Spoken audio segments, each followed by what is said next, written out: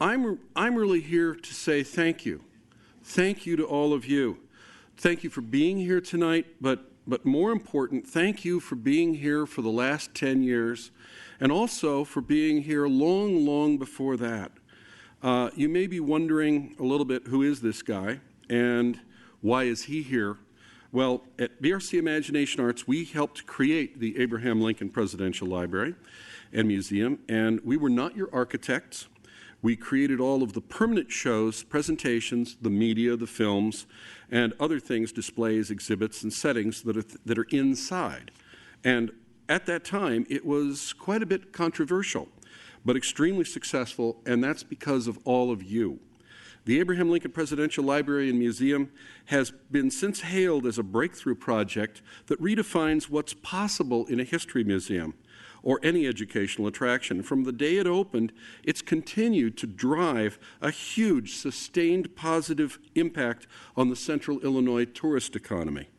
There really is something very different going on here. Experts have been scrambling to explain it in our industry, and there is some kind of unprecedented resonance going on between the content and the guests at all levels.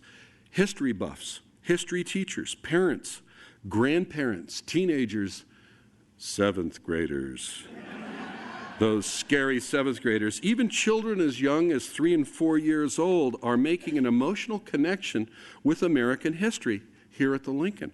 Now, how did that happen? Why is it happening here? Well, tonight, what I'm going to do with you is we're going to deconstruct your museum and try to figure out what makes it tick, why it works, and then when we've put it back together, we're going to thank all of you for making it work every day. So, who is this guy? Founder and Chief Creative Officer of BRC Imagination Arts, which is an experienced design agency that conceives, designs, and makes emotionally evocative destinations that audiences love, or at least we hope that they're going to love them. We've done this for some of the world's great organizations, some very iconic groups, and we've done it all over the world. So to let you know who we are, in case you wondered what we did besides the Lincoln, we're going to take you on a 1 minute, that's just 1 minute, ride around the world with BRC.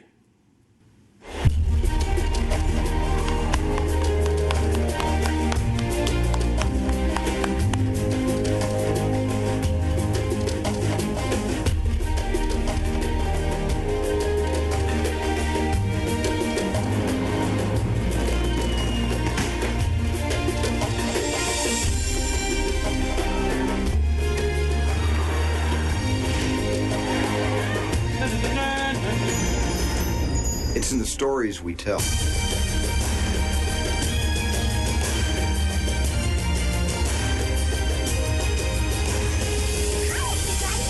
hao, I'm Hillary Clinton.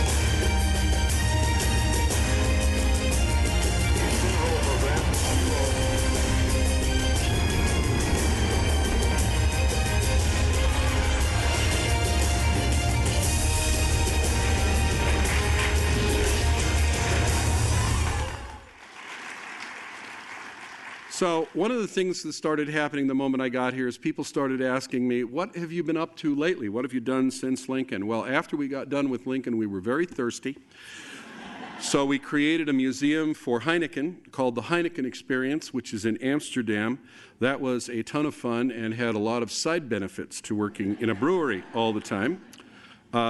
We also created for NASA the shuttle launch experience, which the astronauts have said is the most realistic shuttle simulator or flight simulator of any kind that they have ever flown in the military or in civilian life. We did several shows for the 2010 World's Fair in Shanghai, one of them for the Information and Communications Pavilion sponsored by the 2 largest phone companies in the world, and another one for the United States of America Pavilion, also at Shanghai. And we master planned the Museum of Liverpool in Liverpool. And at the World of Coca-Cola, about 1 year ago today, we opened the most wonderful little show, which is the first thing people see when they first come in. And I wish I could show you the whole thing, but I'm going to show you 30 seconds. Ready? Here we go!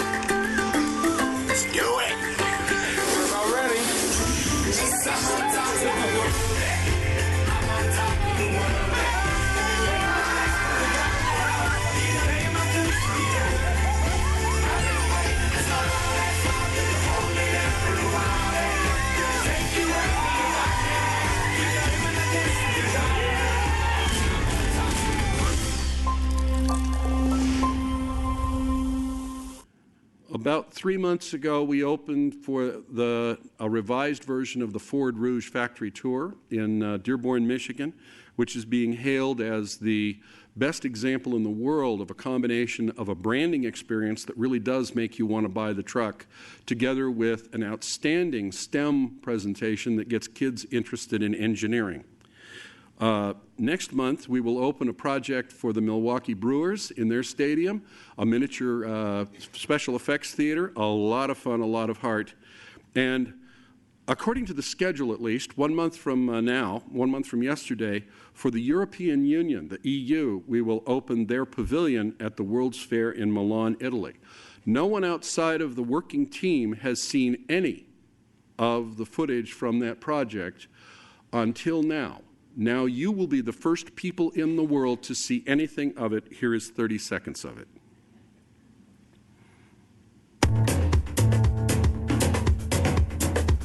This spring, we'll have something really special. Discover the incredible adventure of Alex and Sylvia and their unique passion for the bakery. And get ready to be surprised.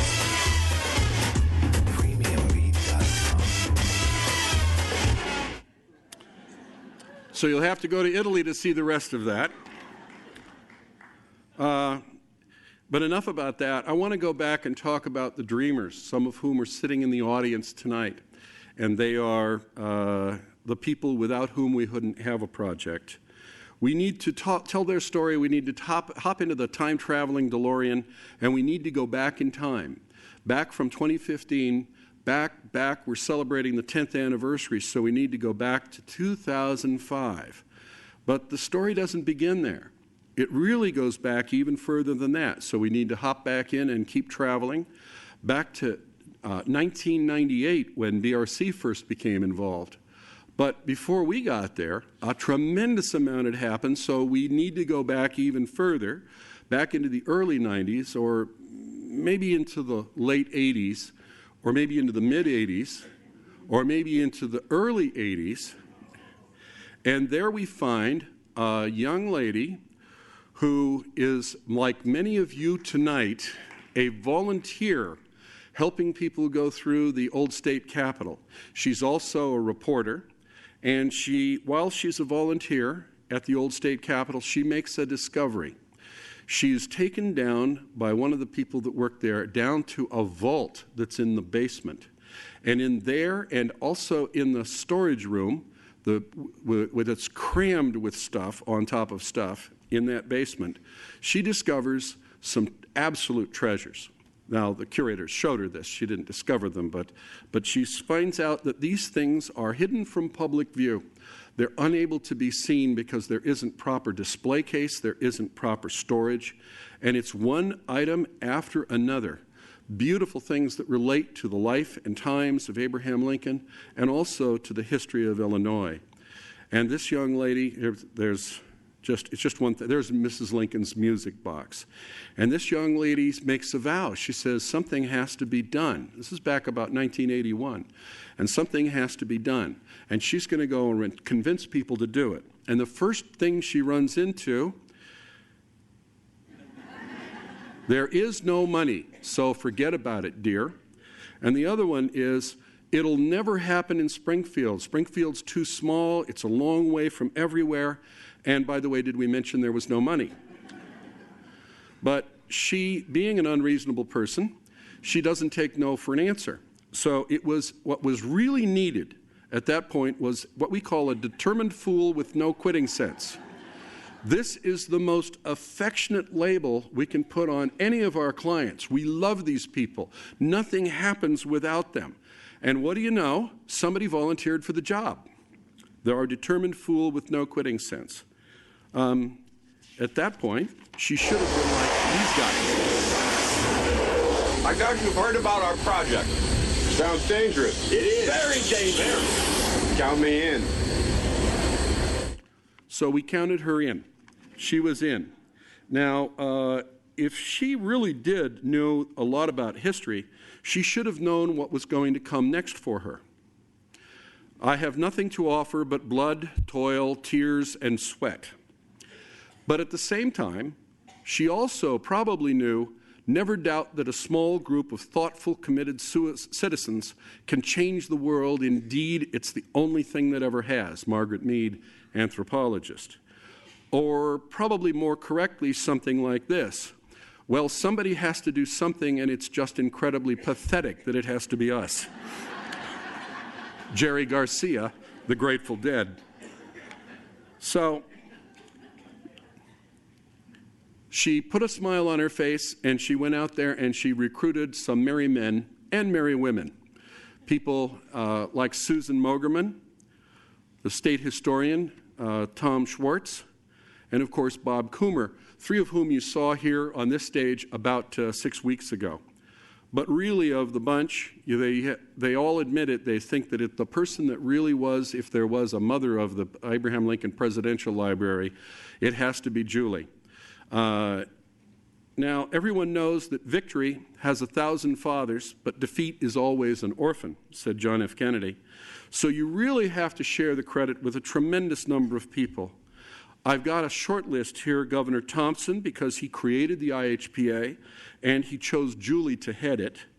Governor Edgar, Governor Ryan, Laura Lynn Ryan, Dick Durbin, Denny Hastert, Catherine Harris, Dick Taylor, Marika Serra, Julie Dirksen, Bill Cellini, Dave Blanchett, Judy Barr Topinka, and so many other people. Can we bring the house lights up? Because I'd like to start with, if we can bring up the house lights, I'd like to start with, would our determined fool with no quitting sense please stand up and be embarrassed? Please remain standing. Would anyone else that's here tonight who worked on this project prior to, and that would be Susan Mogerman is standing down there, and some of the other people that we mentioned, please stand up. If you worked on this project, on this museum before it opened, please stand up and remain standing.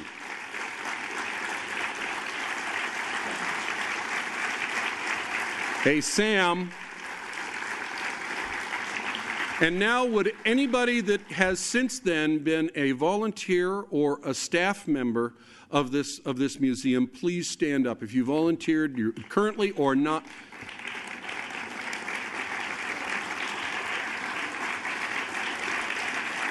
Thank you. Thank you to all of you. You are the reason this place is so great. You are the reason that we're all here.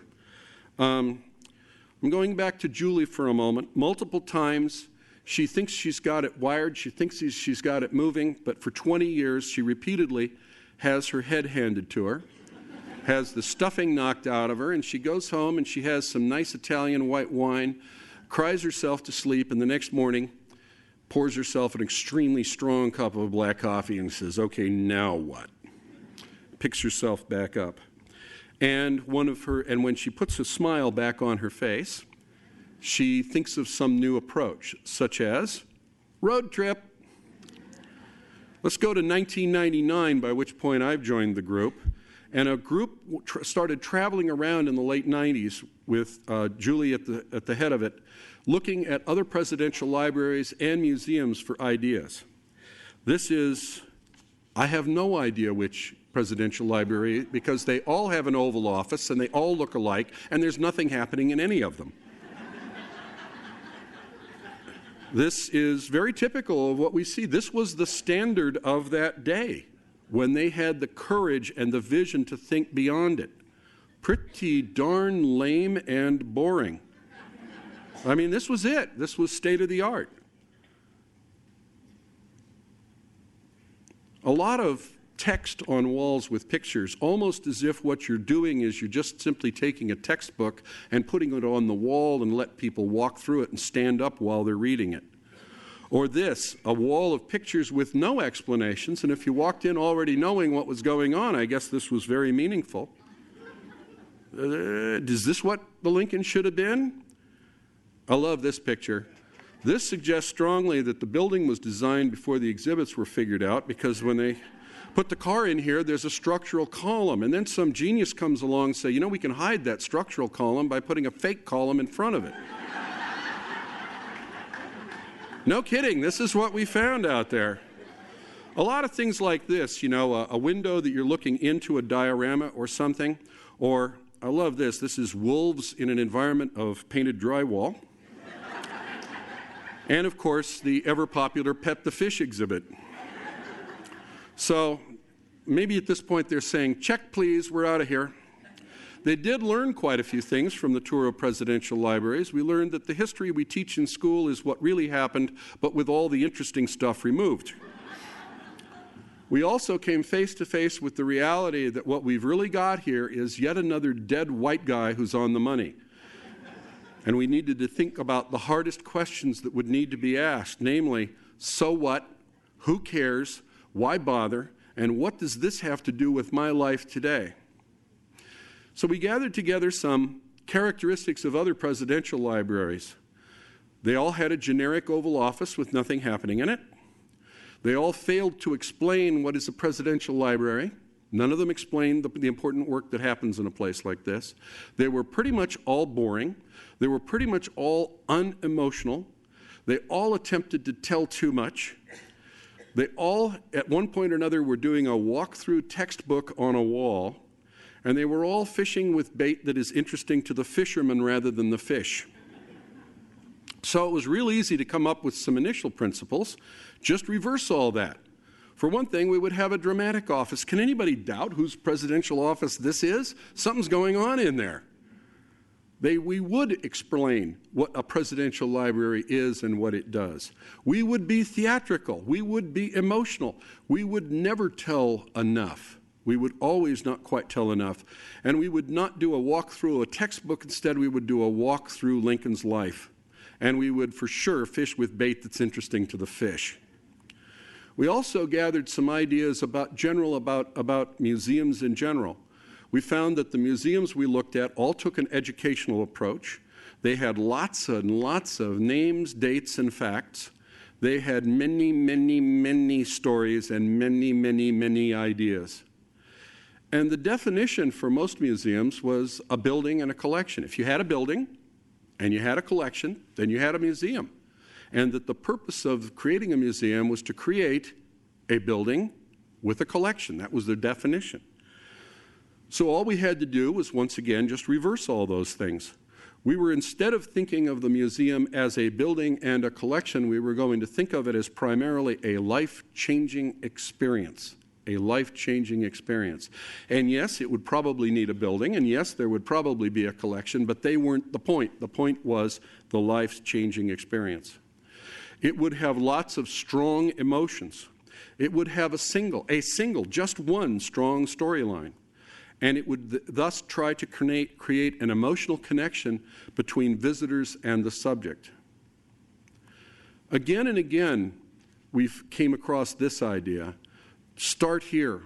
Start with the human heart. Start right there and no place else. Most other museums don't do it this way, but we decided to do it this way. To design from the outside to the inside, or from the inside to the outside.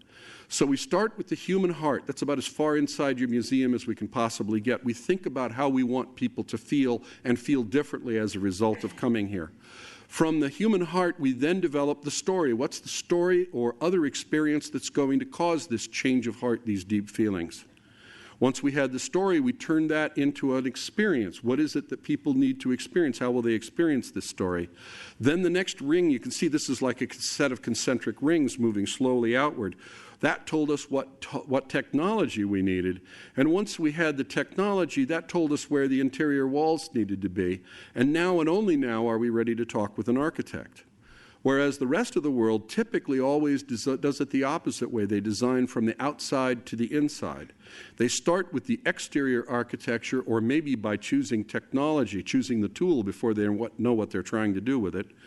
They then turn that into an experience, and now they go looking finally for a story, if they can find one. And as a result, they may get random results. So a typical approach would be, this might be the first sketch of a new museum. It's essentially a plan view of a city block. And then they would move in a little bit further and create a a view of what a building might look like. And the last thing they would consider is the exhibits inside. That's how you get the car behind the structural column. So we had said instead that we would start here. We also, at that time, faced some really, truly awful arithmetic of our own kind. And that was the question of how big should the museum be, and that, in turn, was driven by how many visitors would attend.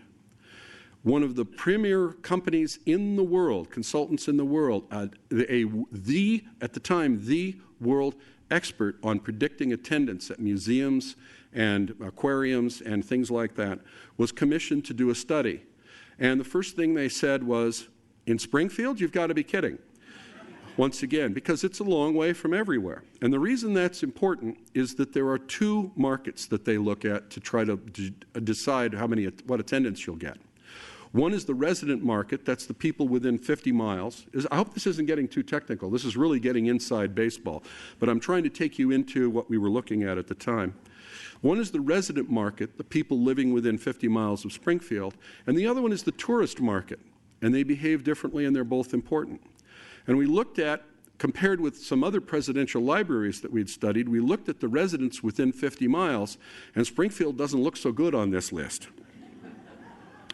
And then we looked at the overnight tourists, and it doesn't get too much better. Here we're in competition theoretically with things like the Nixon and the Reagan, and they've got, 23 million people, and we've got 2.1 in our total, our overnight visitors. There's the total of the first two columns together. And still now, we're not looking very good. We're at 2.7, and the big markets are up, all of them over 10 or thereabouts. So now I'm going to erase those other two, and I'm going to keep this total market, and I'm going to move it over there. And now I'm going to tell you what the attendance was, the annual attendance. This is 1998, remember, 1998. And there were the attendances of all of those other museums. So if you're the economic feasibility guy and you're trying to fill in that blank where Springfield is, what number are you going to give it? Probably you're looking at Nixon and Reagan and Kennedy thinking, wow, I can't be over 200,000. That's just not going to happen if those are in those giant markets and that's all they're getting. Of course, I can explain the Nixon away. Nobody likes him, so who'd want to go there, right? The Carter is was in those days a traditional underachiever because he mainly did a peace center and not much of a visitor attraction.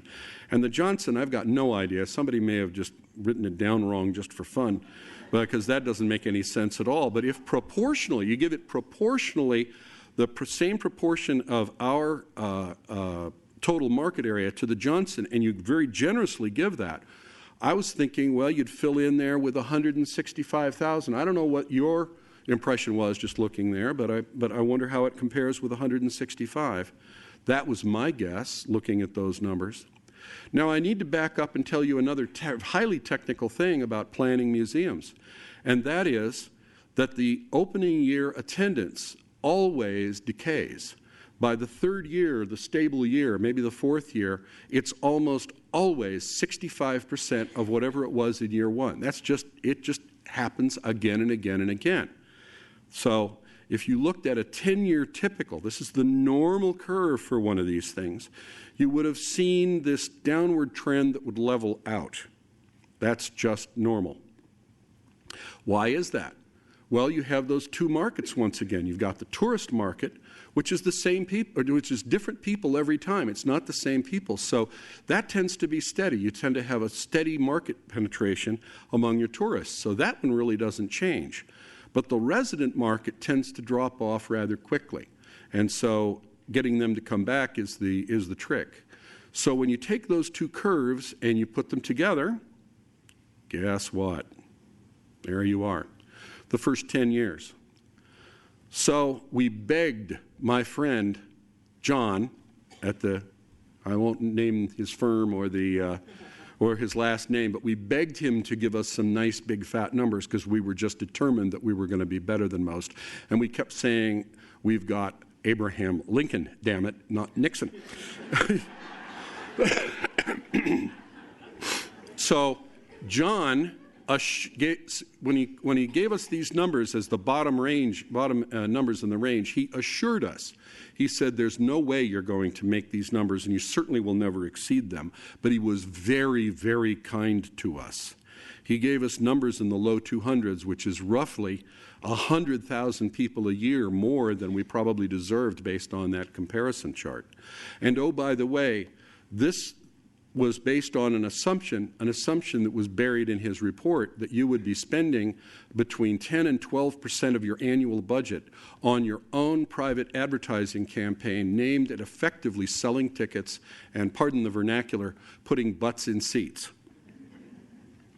And oh, by the way, we still didn't have any money. So that was a pretty dismal start. But let's hop back into that time-traveling DeLorean, and let's move now from 1998, where those numbers were from. Let's move to 2015 and take another look and see how you turned out. There's your projected, here's your actual.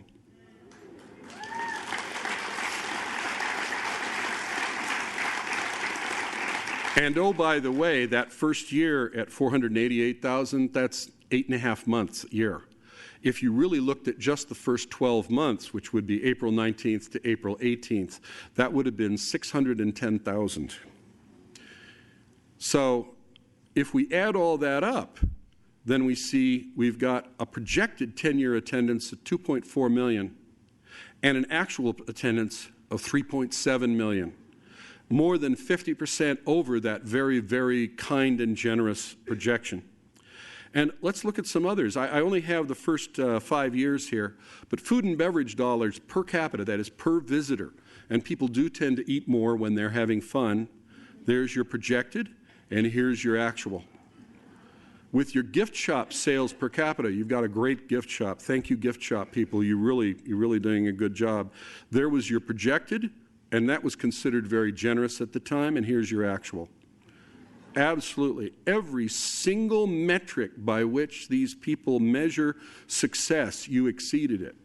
And another thing that you did is that your neighbors here, the Lincoln Home, the Old State Capitol, the law office, they all assumed that when you opened, you would be stealing all of their attendance from them. But exactly the opposite happened. Their attendance increased. You had a lot of great publicity about that. I don't know if anybody's paying attention to this now, but you have caused all of them to have more attendance than they would normally have had. And take another look at this and give yourself a big round of applause.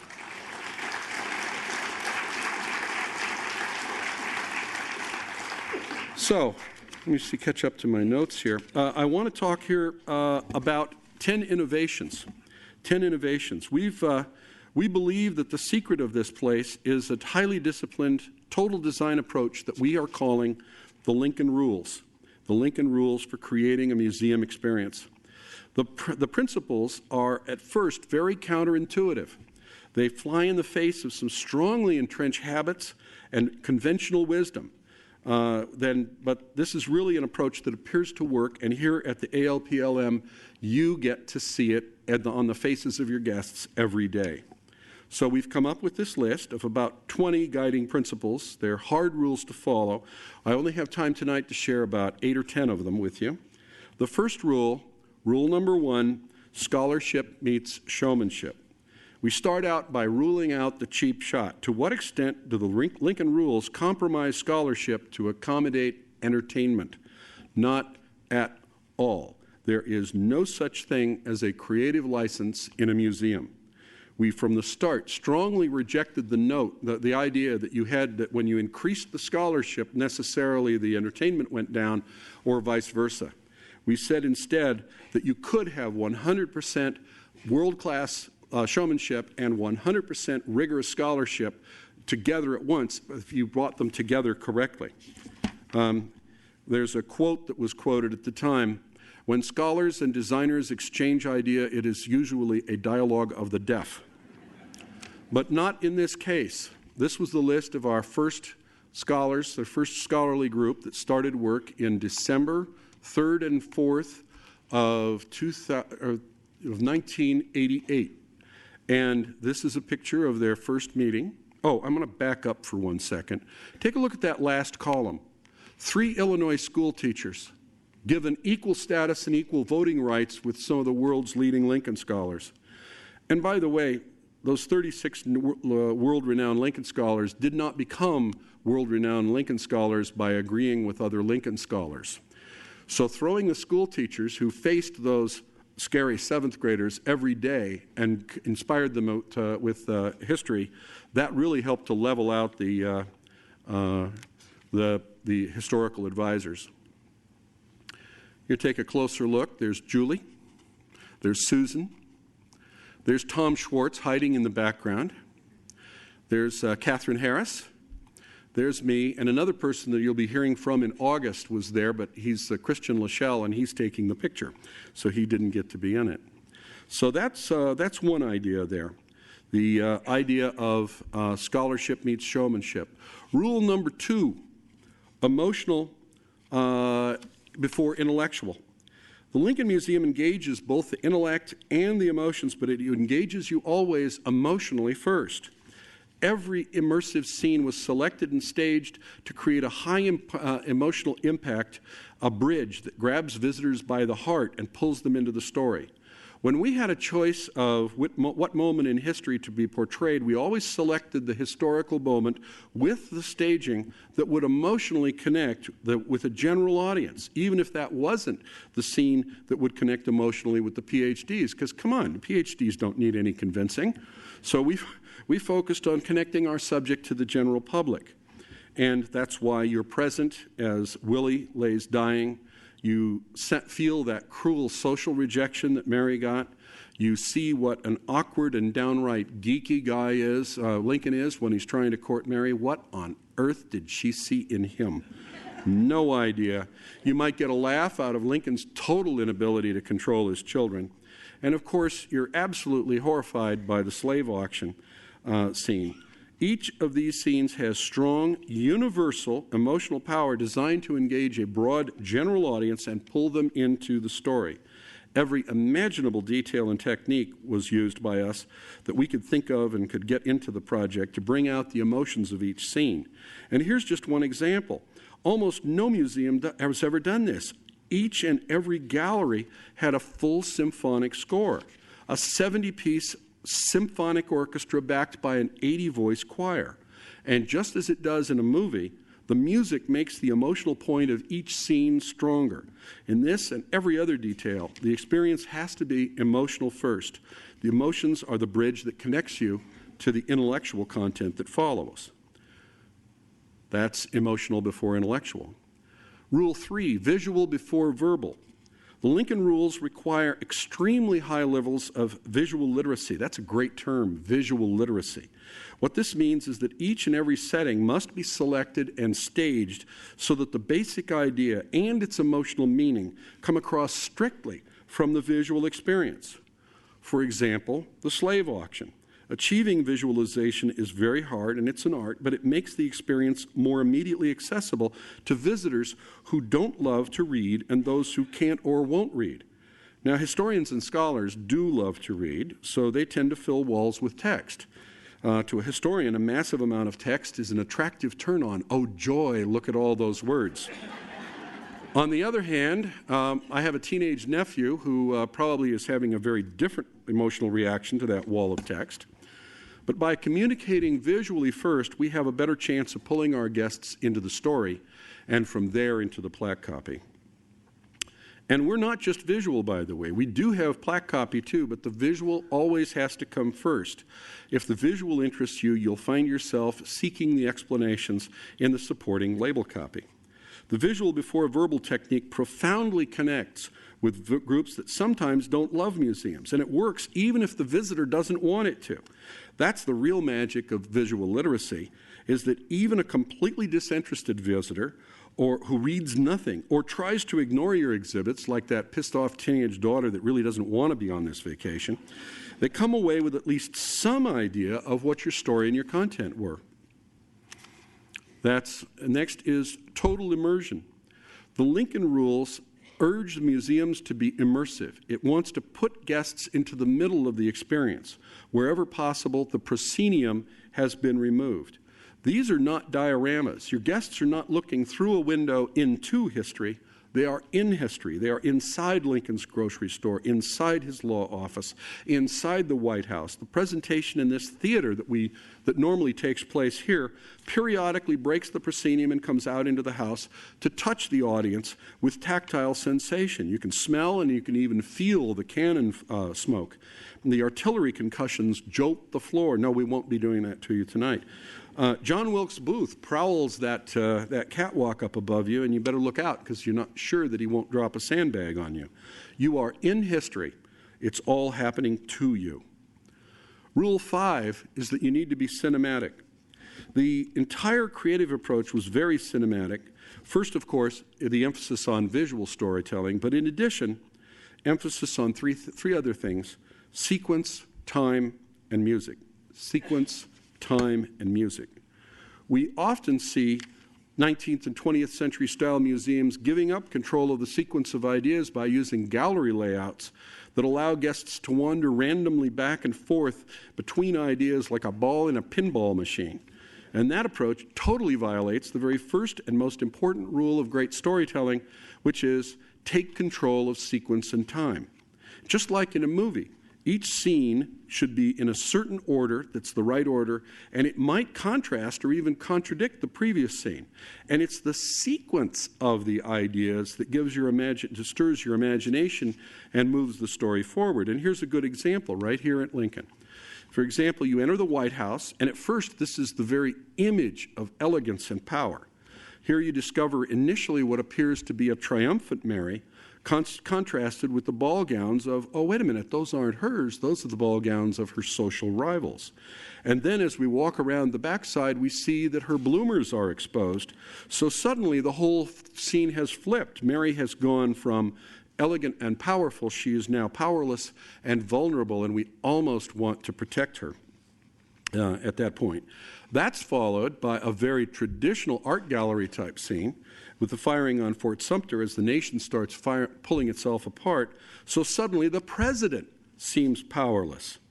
And the third scene then is this jarring change, a twisted, nightmarish hallway of mean-spirited political cartoons ridiculing Lincoln, showing him as the devil, as Jack the Ripper, as a monkey, and the walls and the picture frames are all distorted and twisted like a bad dream. Very Cabinet of Dr. Caligari, a nightmare. This very unrealistic room is followed directly by a very realistic room, The Death of Willie, highly researched and a literal recreation of the Prince of Wales room in the White House. Here the Lincolns are hovering over their son, Willie, who's dying during one of the most lavish parties at the White House. This pattern of contradiction and building continues, but by now you're sort of starting to get the idea. It's the sequencing and the juxtaposition of the story ideas that bring out the emotion and the content of the story, not from any individual scene, but from the sequence of ideas. That the story that emerges is fantasy realized becomes a nightmare. The Lincolns have achieved their dream of being president and first lady, but Mary is cruelly rejected. The nation erupts in civil war. Lincoln is deeply hated by the press and by the public. And then, during what should have been the night of Mary's social redemption, their son lies dying. That's sequence. It's also very hard, but to the extent possible, we also try to regulate the amount of time guests spend in each room. And we do this by very carefully managing the width of the public pathways, the amount of copy, and the amount and placement of the visual interest. And yet another type of cinematic thinking is giving a room-by-room score, just like it was a movie. We've talked about that earlier. So cinematic thinking is really just three-dimensional storytelling. Great stories and a great storytelling have always been a more reliable way to capture the imagination of an otherwise disinterested public. Rule 6, story empowers artifacts, so story precedes artifacts. In the middle of all this theatrical storytelling, what the heck happened to the artifacts? How can you have a museum without artifacts? Well, of course we have artifacts, some of the great treasures of American history. But the artifacts only have power when you already know their story. I learned this one day when I took my 8-year-old daughter to the Smithsonian Air and Space Museum in Washington, D.C. We walked in, we looked up, and I said, wow. And she said, wow. What? I said, the Spirit of St. Louis. She goes, oh, the Spirit of St. Louis. What's the Spirit of St. Louis? I said, that's Lindbergh's plane. She said, okay, well, she didn't know the story. And by the way, the Smithsonian was not about to stoop to sharing it with her. So for her, what this was 4,000 pounds of metal hanging from the ceiling. She was missing out on this cascade of emotions and feelings and associations that I was having because I knew the story. Which brings me to this. You've heard about this before.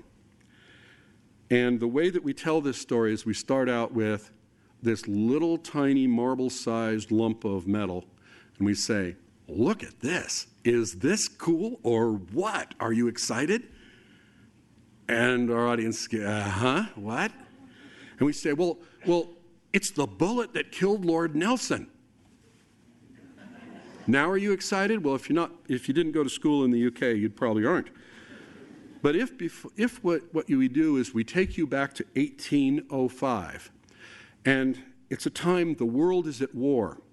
We are scared. Everyone is terrified of this guy, Napoleon. He is conquering one country after another. The only thing that seems to be preventing him from ruling the world is England and the English fleet. He says to his generals, make us masters of the English Channel for 3 days, and we are masters of the world. He invades Spain with one idea in mind. He puts a relative on the throne, and now he can combine the French fleet with the Spanish fleet, and he has a fleet larger than England does. The combined fleets are getting ready to sail against England. In between them and England is this guy, Lord Nelson, one of the most fierce admirals that has ever served the British Navy. He's lost an arm, he's lost an eye by this point, and oh, by the way, he gets seasick at the beginning of every voyage. Well, Nelson goes in his fleet searching for the much larger armada, trying to find it. He chases all over the place, and eventually he finds them off the Cape Trafalgar in Spain. Without hesitation, without stopping to survey the situation, he immediately plunges in. As he's approaching, he's aiming his boat straight into the broadsides of the French and Spanish fleet. It's a ferocious battle with cannonballs splitting through wood, sending showers of splinters, their brains and guts splattered everywhere. And this type of warfare has been called eggshells armed with hammers. Nelson, meanwhile, is parading up and down the deck of his ship in order to encourage people, showing them that he's not afraid. He's in full dress uniform. His men are urging him to not do this because there are snipers in the rigging of all of the surrounding enemy ships. Well, in the middle of doing all of this, he's hit by a sniper from the French ship, the Redoutable, and he falls.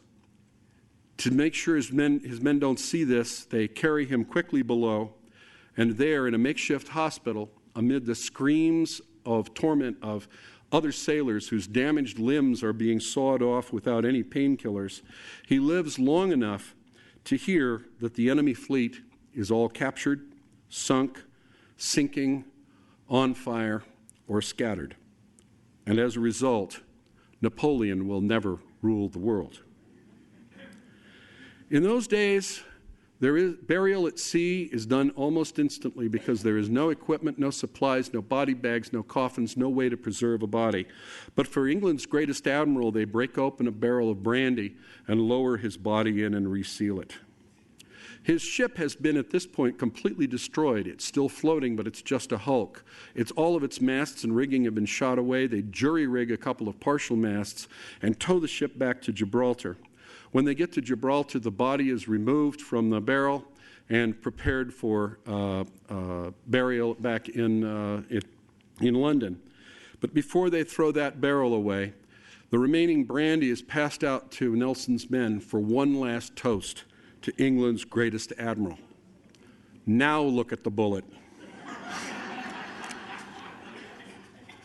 The story is what takes this bullet and makes it your connection to one of the greatest world-changing turning points in the history of the world. It gives the bullet tremendous energy and pulls you right into an interest in learning more about it. So, number 6, story empowers artifacts, so story must precede artifacts. Under the Lincoln rules, you want an object to be powerful and emotional experience by itself.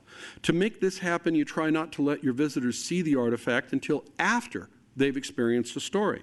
That's why your treasures gallery is somewhat hidden down a side hallway so that your visitors will only see these amazing objects after walking through Journey 2 of Lincoln's life or after seeing Ghosts of the Library, which, as you know, is all about the treasures of the library. Traditional 19th and 20th century style museums failed to do this, and then later they wonder why the stupid guests don't appreciate the object that is so enthusiastically appreciated by the scholar. By the way, my daughter's fine. She survived the Smithsonian experience, and she later earned her master's in history. So I guess the Smithsonian deal wasn't really fatal, but it certainly wasn't as effective as it could have been. Rule 7, tell less, intrigue more. Here's something I found to be true. Your need to tell does not cause in me a need to hear. Many scholars and curators are so in love with their subject that they imagine that their guests must certainly want to know absolutely everything about it, and they believe that more is better. Well, you can tell from the Lincoln we believe exactly the opposite. We actually don't want our guests to learn everything, or we don't want to answer all their questions, because, as Plutarch said, education is less like filling a bucket and more like starting a fire. Under the Lincoln rules, you're trying to start a fire in your guests. You want them to get them started being interested. This leads directly to some profound departures from traditional museum norms. For example, questions are more important than answers. Incomplete stories are great, provided you leave the guests wanting more. And not enough plaque copy is always better than plenty. And finally, a lot of academics believe that the gift shop is crass commercialism intruding on your just for the money. But your gift shop is really your report card. Forget about focus groups or surveys. Never mind what people say. Watch what they do. And on their way out, your guests vote with their dollars. You can tell what's it. If they decide that on the way out that they want to take your logo and put it across their forehead, that's called a hat, or your logo and put it across their chest, that's called a T-shirt, then that's really good. You've caused them to start to identify themselves with you to the point where they're willing to label themselves with your logo. And if by any chance they bought a couple of books on the way out, well, that's a straight A report card. So, tell less, intrigue more. The last thing in the world you want to do is give your guests a lifetime supply of your subject. Who's been to a museum that gave you a lifetime supply of some subject? Now, that's good. I don't need to ever study that again. You absolutely do not want to satisfy them. You want to actually give them a lasting dissatisfaction, leading to a lasting appetite. Now, there's one more aspect of tell less, intrigue more, and that's how many stories do you tell in your museum? Now, some subject experts who are in love with their subject always want to tell more. And we ask them, can they simplify their museum down to 20 stories? Maybe down to 15? Could they get it down to 10 stories in the whole museum? Well, if you really want to bring in a large herd of people, a really large herd, and you really want them to connect with your subject, here's what we tell them to think about. Oh, there's nothing like bringing in a herd. See, now that's great. Your life makes sense to you. What's so funny? You city folk, you worry about a lot of shit, don't you? None of you get it. Do you know what the secret of life is? No, what? This. Your finger? One thing. Just one thing. You stick to that and everything else don't mean shit. That's great, but what's the one thing? That's what you gotta figure out.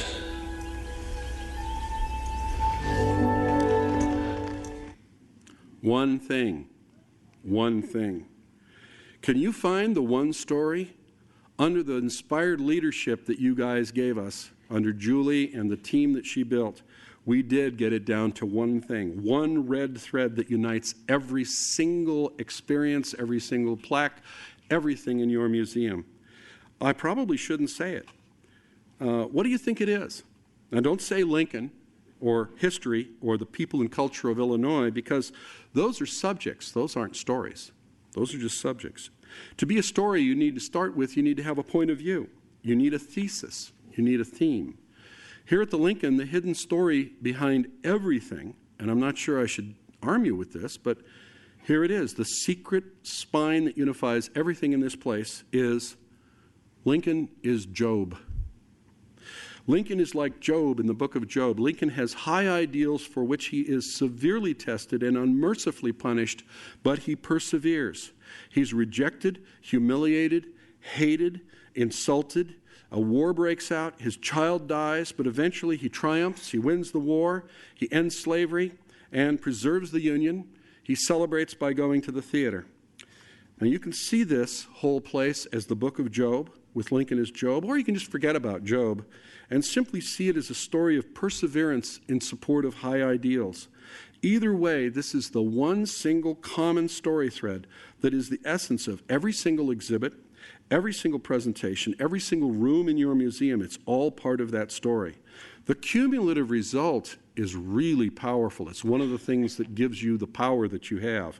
As the wise men said, when you point in many directions, you point nowhere. So thank goodness the Lincoln points in one direction.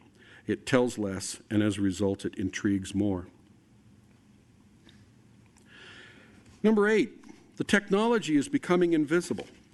Starting in the 1980s, high technology began appearing in museums, especially in the form of interactive computers. Too often, the medium became the message. Computer screens were a technical novelty, so they played in a starring role for almost 2 decades. But that party is pretty much over. Interactive computer screens are now invisible only 2 places in the regular Lincoln Presidential Library. It's also in your Illinois Gallery temporarily. And here's why. We all have, I'm fumbling for it now. I'm looking for my cell phone, which I hope I turned off. Well, if I had it, here it is. How many people are carrying at least one of these? An interactive touchscreen computer that has access to the internet. So is it any wonder that an interactive touchscreen has lost its ability to sort of dazzle the socks off of people in a museum designer's toolkit? And then there's also this problem, is that everybody wants the latest gee-whizzed, oh wow, this is really great technology, which is extremely expensive, and 4 years later is here.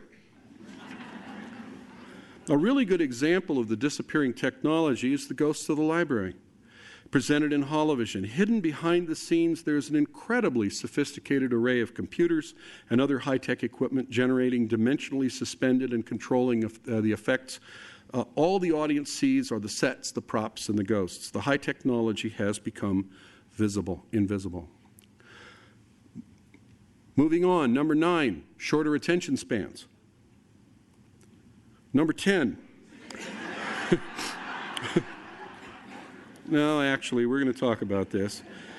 They say that today in 2015, everyone is ADD. That kids today have the attention span of a fruit fly and nothing can be done about it. Well, the next time you hear someone say that, ask them to explain this. The latest installment of these was 850 pages long. Kids stood in line up to midnight to try and get their copy, and then they took it home and read it under the covers using the flashlight, while all night long their parents were yelling at them to turn off the flashlight and go to sleep. Shorter attention span? I don't think so. I think they have a great attention span. The problem is that the short attention span excuse is used as an excuse for a lot of lame communication that's not meaningful to the kids. You give the kids something that's meaningful to them and they respond. So rule number 9 is you can't use short attention spans as an excuse for failure to engage the audience. Number 10, emotional engagement is the new interactivity. audiences of the 21st century, and we discovered this here, seem to be defining interactivity differently than museum professionals did in the 20th century. In the late 1900s, interactivity meant cranks, levers, buttons, and the proverbial touchscreens. But when the Lincoln opened, we encountered a mystery. Guests who had just visited the Lincoln were on their way out. We were just talking with them, and they consistently told us that they loved the way this place was so interactive. Huh? Now, we were the designers and the producers of everything inside, so we knew exactly what we'd put in here. And we knew that in the entire museum, we only had 2 touchscreen interactives and no cranks, no levers, no buttons. So what were they talking about? Well, we finally figured it out. The visitor experience had become emotionally interactive. The Lincoln rules engaged guests in the material, and this new kind of emotional interactivity has a powerful and positive effect on the 21st century museum. Instead of them touching it, it touches them, and they love it. And there's an example of it. So here are 10 rules that we talk to the rest of the world, but there's a secret rule beyond this, and that's this. The X factor. This could only happen in Springfield. Boy, is that the truth.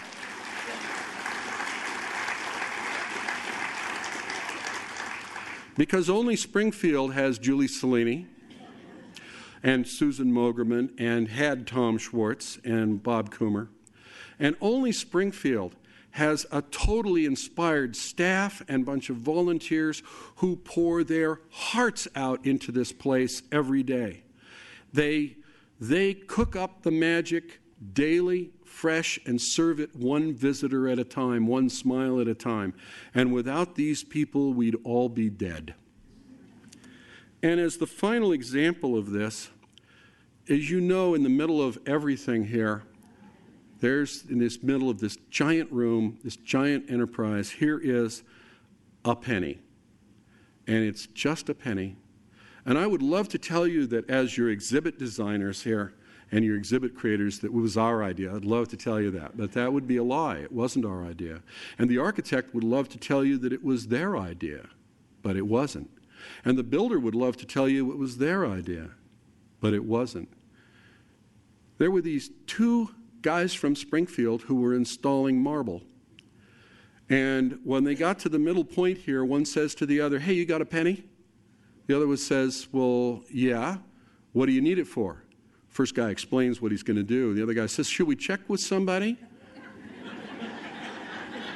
First guy says, "Nah, we'll just go from construction trailer to construction trailer. Take a lot of time, and then they'll just tell us not to do it. Let's just put it in there and make them tell us to make them take it out, or make them tell us to take it out." And so there it is. 2 people from Springfield, and that really is the whole story of this place. It's not just Julie. She may have set it off and led it, and it's not just Susan and Tom and Bob and some of the other people I named. So many people contributed, but it's everybody in Springfield and the central Illinois area willed this place into existence. And so that's why I say to you, thank you.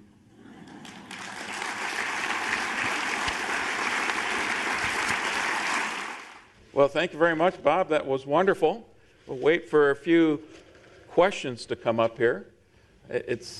What's it been like to come back for the 10th anniversary?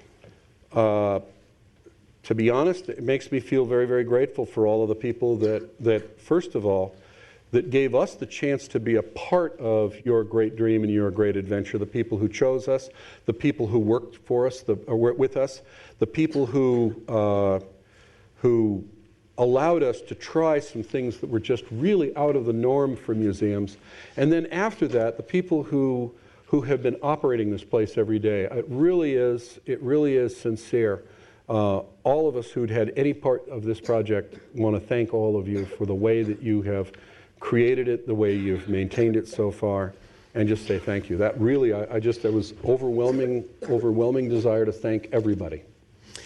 Well, and it's been a wonderful experience for me. You and I have spent most of the last 2 days talking, And now it's other people's opportunity to ask you some questions. So let's start with this. Were you involved with the development of the staffing model for the museum? Okay, well, right to the heart of darkness right off, huh? We are not experts. We do a lot of work to try to minimize the operational requirements, because the operational requirements on a place like this are much greater than your normal objects in glass cases type museum. It's all of the high technology, all of the theaters where people have to be ushered in and out, all of the small spaces where you need to make sure you're watching people, taking care of their needs, etc. So we had two independent companies come up with, who specialize in creating operational plans for museums and aquariums and things like that. Two separate, very, very highly respected companies came up with plans. One of them said that you would need 185 full-time equivalencies. The other, I believe it was 179 full-time equivalencies. Your first director looked at that, and he was used to the things in glass boxes model, so he, without reading the reports, I believe, cut his request to 120. And then the state went through some budget cuts, and it was cut down to about 85. And today I think you're in the vicinity of 61. And it's only because of the heart and the hard work and the dedication of the staff that remains here, and also the volunteers who make up for all of those other missing people. That's what's holding this place together. And that's just another reason for all of us to be appreciative of all of you who keep this place up and wonderful and smiling and terrific. Well, I think they need a round of applause after that.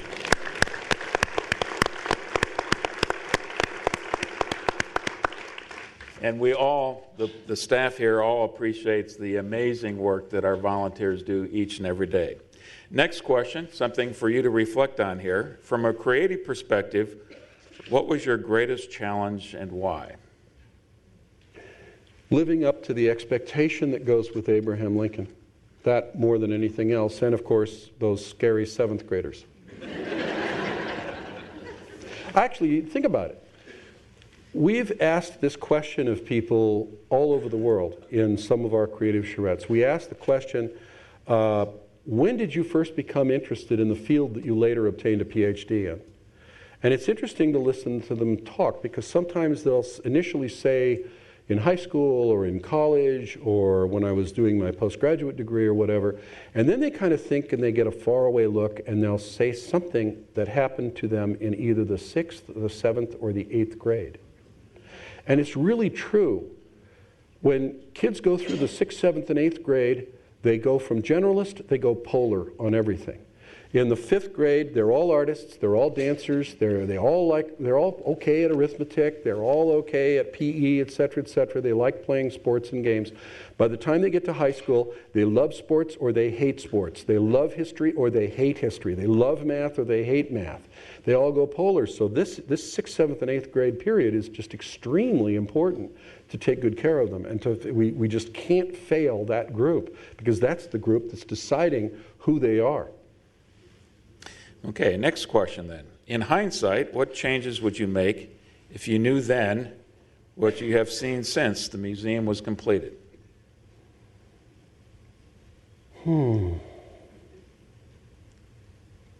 That's a tough one. The way that it was asked me the other day was, if you had the chance to go back, what would you do differently? And my answer was, if I had the chance to go back, I wouldn't. So many things went right. There were so many people from Springfield and people from Illinois who just happened to be there when we need them, the things that fell into place, the people who were in a momentarily tolerant mood. Finally, the wallet had some money into it just for this one little instant, and we got through that window before the wallet slammed shut again. There are so many things that went right to give us this treasure that I wouldn't take a chance by trying to redo it. That's my honest answer. I think that it's just a terrific place, and by the way, there's a cautionary tale in that for everyone here, and that's that if you ever lose this place or you ever let it deteriorate, it's going to be impossible to get it back. A parallel question here. What should the museum do in the next decade, a decade where we've seen a lot of technological advances already in the way we communicate each other? What should we do to continue to keep it vibrant and relevant? I would divide my answer into two groups. You've got the two markets that we talked about in the talk. One is the tourist market and the other one is the resident market. And you need to think very differently about those two groups. For the tourist market, what we've tried to give you are the classic, never going to change. We've got a quote on our wall back in our office, and the quote is a quote from Thoreau. It's, "Do not tell me what is new, tell me what is never old." And we tried to use that to guide us in the creation of this place, so that we were dealing with classical ideas that would probably never go old. Think about that, the classical core story that's in everything here. It's not getting old. The idea of someone who will sacrifice anything to do what's right, including their own political career. Lincoln believes he is not reelectable. He's approaching the campaign of 1864, and he believes that there's just no way in the dickens that he's going to be reelected. And he has some interesting choices. He can start to compromise his principles in order to take positions that will have a better chance of causing him to be reelected. And he says, no, I'm going to do what I believe is right. Can you name one person in Washington who thinks that way? This is a message that we need to be thinking about ourselves. We need to be endowing our children with this idea. And this is a classic theme which unfortunately is not going away anytime soon. So for the vast majority of the museum that deals with this theme and is done in a way to try to be as timeless as possible, you really don't want to change too much just because some of maybe the local people have gotten tired of it. Now you turn to the second group, which is the resident group, and there you need to do some of the things that you're already doing. You need to have things, fresh things in the Illinois Gallery. You need to make sure that the things you do in the Illinois Gallery are meaningful and compelling to those people within the 50-mile radius, things that will cause them to come in. You need to be doing things on this stage. You have a storyteller theater mode for live events that you can do here. You also need to do things like the thing we're doing here tonight, but you need to gear them so that you bring in new people that haven't previously seen the museum. There's all things that are very possible that you're set up to do to be able to give yourself a refreshment, because that's the purpose of those things, to be able to bring the local resident population. But be very careful about changing the basic things that are here, because you just might goof it up. You just might wind up with something that's not as good as what you had. I see this happen all the time. Anybody been to Disneyland and seen one of your favorite things got replaced by something that just plain isn't as good? And if you've ever had that experience, you know what I'm talking about. Here's a very specific question for you, and it's one of these that's a technological challenge, I would think, as well. Would you ever consider text for the deaf in the Hall of Voices, where you hear all, and after you've been reading about and you've seen the Cabinet Room and Lincoln and the Cabinet wrestling with the Emancipation Proclamation, and then you've got all these dissonant voices they're hearing, and a deaf person is not going to be able to experience that in that way? I think that's a fine idea. You certainly could do that. You want to be careful that it doesn't compete with what you've already got there, and you want to be careful to make sure that it's in a twisted frame so that it's part of the nightmare. That would be fine. Another option would be a card with some of these things written on it. That would be kind of an awful lot to absorb in that room. But yeah. Okay. One of the very interesting things you finished off with is that you characterized Abraham Lincoln as Job. So here's the question. How would you characterize Mary Todd Lincoln? We wrote it. We gave it to you on opening day, a storyteller theater show that I think is yet to be produced. It's all scripted. It went through the historical reviews, etc. It's the trial of Mary Lincoln.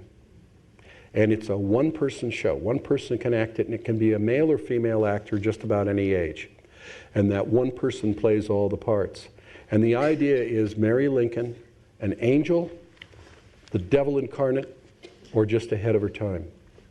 And it's like a trial lawyer trying to make the case back and forth between the case to you, the jury. And of course, there are people that would come in and witness for one thing or another. You let all that hang out. But in the end, you have to say that here's a woman who is really, really just born too soon. She is intelligent. She is politically astute. She is ambitious. These are not the accepted norms for a 19th century woman. And she goes through hell, starting with she marries him. Now, without her, he probably never becomes president. Never becomes president. But then during her lifetime, she sees three of her 4 children die. Her husband is shot while probably holding her hand. She then has her one remaining son, tries to get her committed to an insane asylum, and he, in a trial with an all-male jury. So if she's a little cranky at the end of all of that, who can blame her? I don't think she's crazy. I think she's just ahead of her time and a bit frustrated about that. So that's where I come down on it, and that particular show is ready to go whenever Phil Funkenbush decides to put it on. There, the gauntlet has been thrown down for Phil on that one. Yeah, Phil has quite a few priorities and quite a few people trying to tell him what to do. So we need to cut him some slack. Very good. Earlier today, you and I were talking about the uniforms and all of those Civil War buffs that are looking for all the specific things, and they know every little detail. So here's a question with a little bit different twist for you. There is a period clothing mistake in Mary Lincoln's clothing in the plaza. The stripes on the sleeves should be in shawl per the costume designer. Will that be fixed? Sam, are we going to fix that? No. Here's what you say to these people. And sometimes they're right. There was recently an inquiry about whether McClellan's height was correct, and we were able to get back with the research on that. But here's what you say to the people like that. You congratulate them. You want everybody, including these people who are criticizing you for a technical mistake, you want them all to feel great about their scholarship. So you congratulate them and you say, you are absolutely right, whether they are or not. You say, you are absolutely right. Boy, you really know your stuff. You know, you're only the second person to point this out, and the other people were super PhDs in the history of costume and fashion, and you must be really tell me about yourself, tell me about your career. Make them feel good. Make them feel great about that. That's the only possible answer to that, because we can't go around changing it. It's just, we'd never be done. We were always in fear that someone would come up and say, well, yes, that brass button was available by 1863, but you know, it wouldn't have made it that far west by that date. You know, we really, really did try to get all that stuff right, but you know, there may be differences of opinion, or we may have gotten it wrong. So that's the best answer I can give you for that. Well, let's kind of pursue that just a little bit more, if I can. Tell us about the extent you tried to get the details right as you enter into the cabin, even before you go into the cabin. Into the cabin, even before. Well, that's an interesting subject. We could go to a lot of interesting places pursuing this all the way through the museum. We'll start with the cabin. To the best of our ability, that is a specific day in southern Indiana. All of the things that should be in bloom are there and in bloom. The things that should be there but not yet in bloom are not yet in bloom. Those are, to the best of our ability, all of exactly the right bird calls that should be in that area at that exact time. Many of you know that the reason that cabin, to the extent it feels just exactly like, you go up and you touch it and it feels just exactly like a 200-year-old cabin. And the way that we achieved that is that we made it out of a 200-year-old cabin. We found it in a tobacco shed in storage in, I believe, either Tennessee or Kentucky, and we moved it and we reassembled it here. Every possible detail, every tree there, it was taken, there was a casting taken of specific trees in southern Indiana and then reproduced. So on opening day, every tree in front of, around the cabin had its twin somewhere in southern Indiana. So it was just as absolutely authentic as we possibly could make it. Extending that idea, sure, we're mostly adults here. The scene in Lincoln's office the reference was something from the Herndon's Life of Lincoln. He described going into the office on a Saturday and finding that Mary had said, "Take those two brats and get out of here." And so he went to the office with the two kids. The two kids are all bored as hell. So he plops himself down, takes his boots off, starts reading on the couch, and the kids start tearing the place apart. And this is described in the Herndon's Life of Lincoln. But then we looked beyond the published version to the manuscript. And the way the manuscript reads is that as Herndon comes in, at the moment that he walks through the door, one of the boys is peeing into the stove. So at this point, we said, that's great, and it's historically accurate. That's wonderful. You want to get 7th graders interested, a little toilet humor, I'm right there with you. So we start spinning on this. We start thinking, well, first of all, we'll have to turn the figure so his back is to the audience, so that we don't have to make him anatomically complete. But then we can get this clever little recirculating pump so that there can actually be liquid. And we've got a small fog machine in the stove that's releasing a little bit of fog. It looks like steam. And then we started talking about the aromascape, because the smell of burning urine is very, very specific, at which point the historians said, stop, they said. No historical accuracy here. Let's back off and do something more imaginative or less historically accurate. So, yeah, that came up a couple of times. I said that very carefully. We never compromised the historical accuracy for the sake of entertainment. Sometimes we sacrificed the entertainment for the sake of historical modesty, but never the other way around. I'm going to ask you a question I don't quite understand myself, but I'm curious now, so maybe you have the answer. How did you feel as you watched Eric notice the exhibit about him? I'm sorry, give me a context. Well, I wish I could. The exhibit about him. Whoever asked that question, could you please explain it to me a little bit? Yes, that's in the funeral train. About Eric, we found the photo of Lincoln in the casket. Oh, this is Ron Reitfeld. Ron. Is that what you're talking about? Yes. Oh, yeah. Well, we didn't tell him about it at all. This, for those who may not have read that particular plaque copy, this was I believe he was like 13 or 14 years old and working as an intern in the state archive here. And in turn, opening some envelopes and whatnot, he found something, and he was smart enough to know that this was not supposed to exist. Supposedly, Stanton had gathered up all the photographs that had been taken of the open casket at the funerals and made sure that all of the plates and all of the prints and everything had been destroyed. And he missed one. And Ron, as a young kid, pulls this thing out and immediately is smart enough to know this isn't supposed to exist. It was a big deal. Boy, is that great historian development stuff. That Ron goes on to be a professor of history, et cetera, et cetera. And we never told him a thing. We didn't tell him we were doing this. Just did it. And when he walked through and he came to that place, he stood there and he cried. I'm glad I asked the question then. Are there any plans to create a different holographic presentation in the future?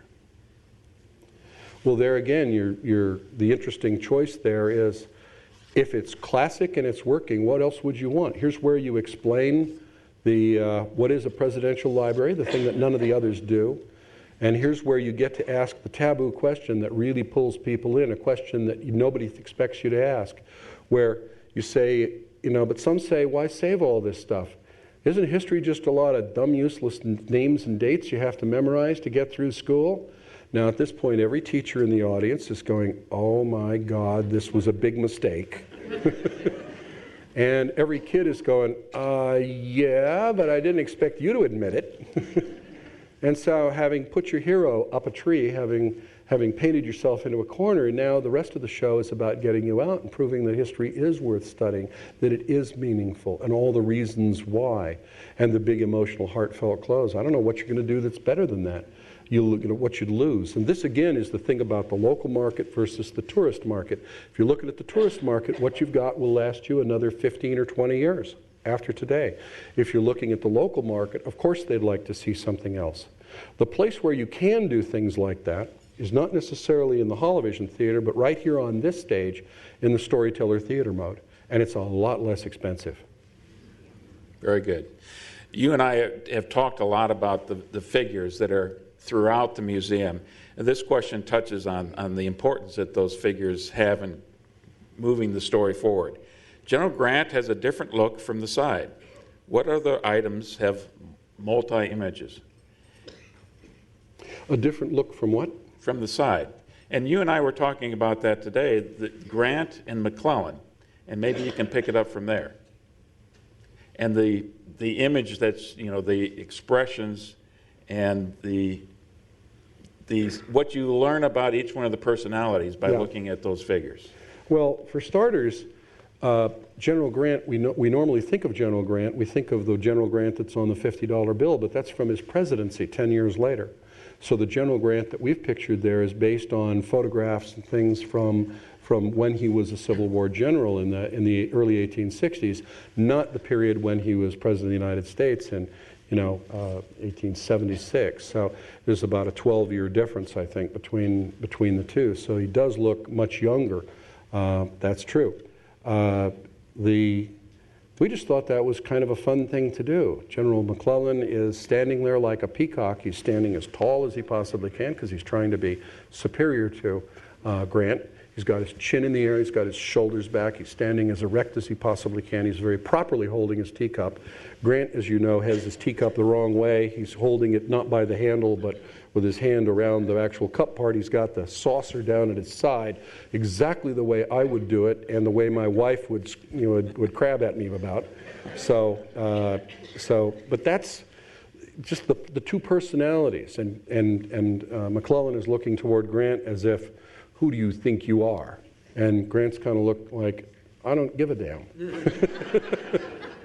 So bringing out the personalities of the two of them seemed like it's just kind of a fun thing to do. Okay, next question. Given the current size constraints of the museum, and we talked about that point in time when you had to cut back severely from what the expectations were, is there anything you would do differently?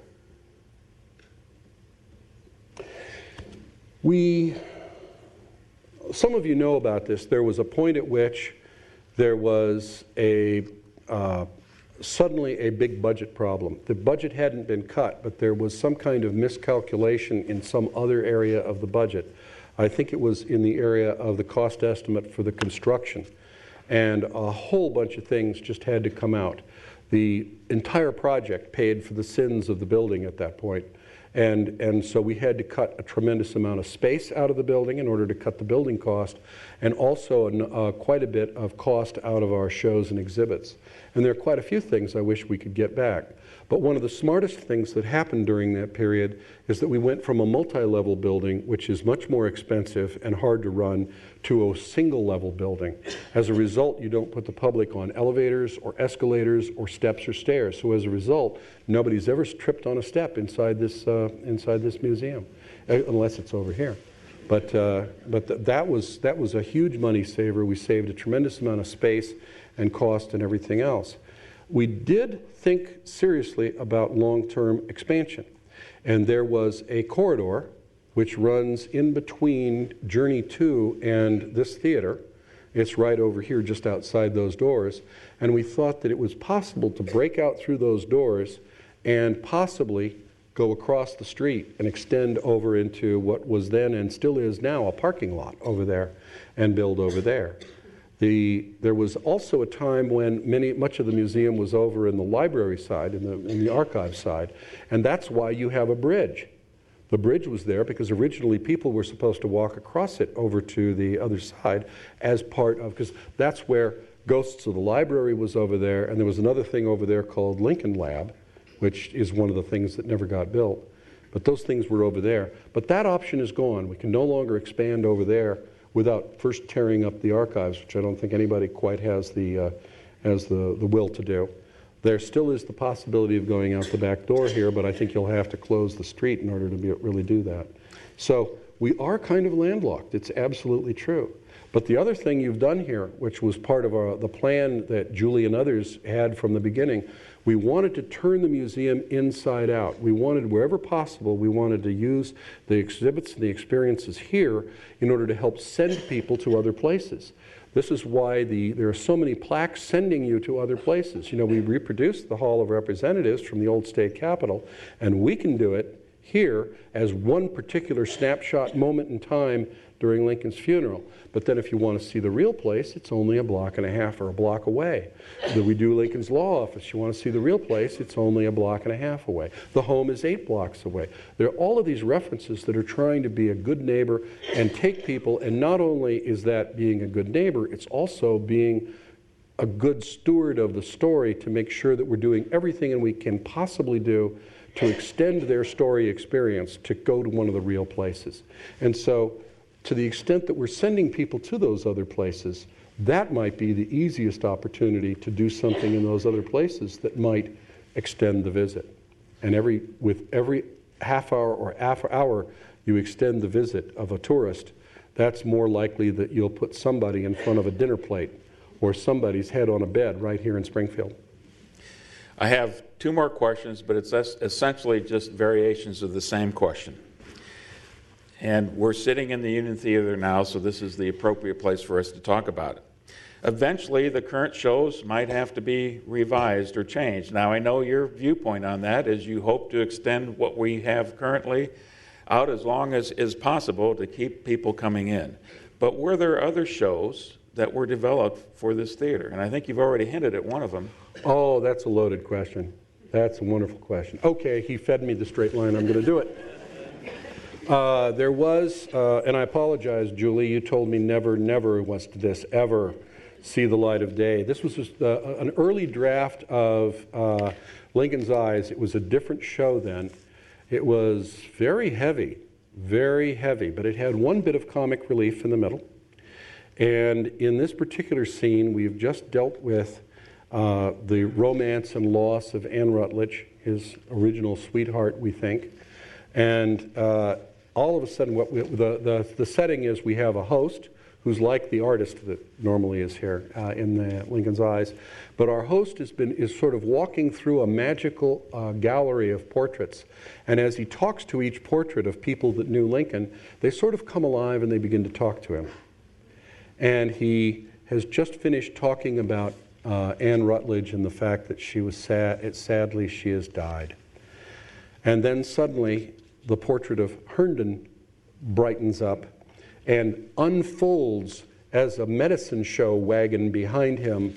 And Herndon says, "Yes, all the juicy details of this torrid romance are detailed right here in Herndon's Life of Lincoln, available in the bookstore. Mention my name, get 10% off." And we were really going to do that. And the host, who's sort of confused, says, "And you are?" "William Henry Herndon, Mr. Lincoln's law partner." "Oh, you knew him well?" "Knew him well. When we traveled the 8th Circuit together, I'd sleep in the same bed with the man." "Really? You and Mr. Lincoln? I had no idea." "Well, me, Abe, and 6 other fellas." "Wait a minute, that's 8 people in a bed. How do you get 8 people in the bed?" "Well, first you got to fight off the other 12 fellas who are sleeping on the floor." "Ah, the crowding must have been terrible." "Oh, it's not as bad as the bed bugs." "The bed bugs?" "Well, look, I got a jar of them right here. See? You can see." "Oh, looks like they got out." "Got out? You mean got out into the audience?" "Oh, I hope not. These are Chicago bed bugs, big as boll weevils and mean as tarantulas if they bite you." And then at this point, the music swells up to a big dramatic finish, and there's this clever little device in the back of every seat. And Julie, who has gone along with one crazy idea after another, kind of goes, "You know, that's really clever, and we want to compliment you for doing this, but you know, Mr. Lincoln has left no living descendants to help us and advise us, but Mr. Herndon has, and they're all our neighbors. So, ladies and gentlemen, you heard it here, the one and only time that any of this will be performed on this, the stage it was written for."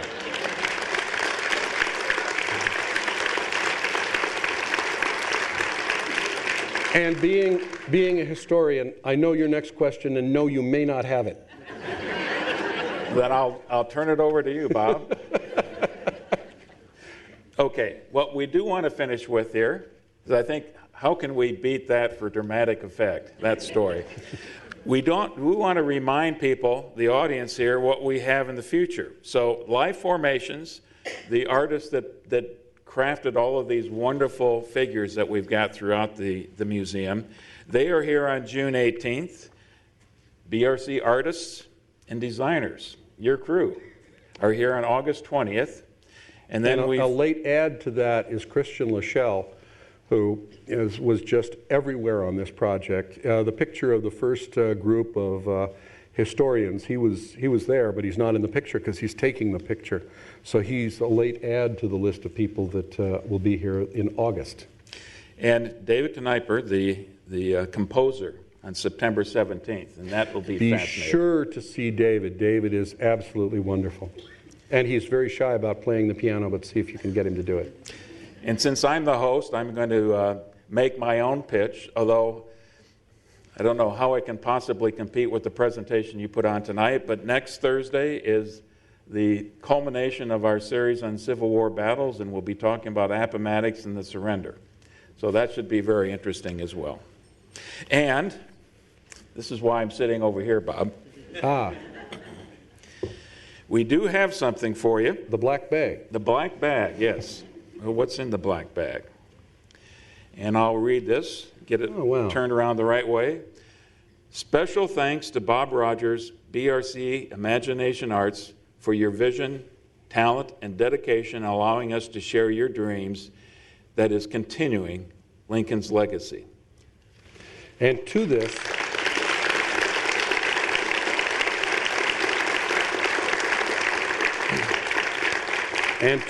I say to all of you, thank you for your vision, talent, and a dedication, allowing us to be part of and to play a role in realizing your dream that is Lincoln's continuing legacy.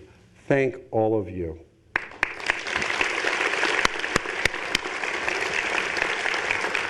Thank you. And Bob, thank you.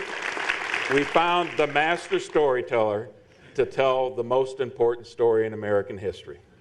So, would all of you then share with us a reception afterwards that is being hosted by Bill and Julie Cellini?